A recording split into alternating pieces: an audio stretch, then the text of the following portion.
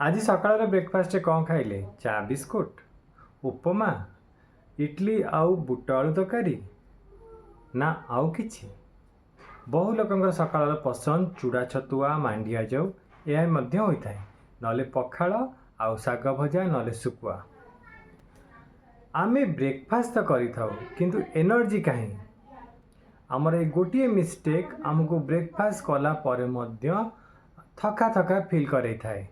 सकाळ समय high सुगारी breakfast आमर इंसुलिन को स्पाइक करथाए तो किछि समय पर थका थका फील करिथाउ। यार सॉल्यूशन होउची एक हेल्दी प्लेट।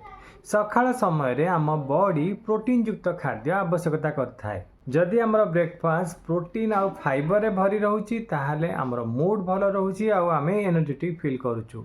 सकाळु आपण किछि फळ बा सिझा अंडा खाई परिबे, मुग डाली रो चकुली आउ पनीर नहीं पारिबे। बहुत सारा पनीपरिबा पड़िथिबा उपमा ता सहित काबुली चनार तरकारी रखी पारिबे। जदि आपण को सकाळ जलखिया खाइला परे दुर्बल लगुची जानी रखंतु आपणक प्लेट रे पोषक तत्वर अभाव अछि। खाली सकाळ जलखिया करिदेले चलिबो नाही। आपणक जलखिया प्लेट रे कौन कौन पोषक तत्व रहुची ताहा जानिबा बहुत ही इम्पोर्टेंट।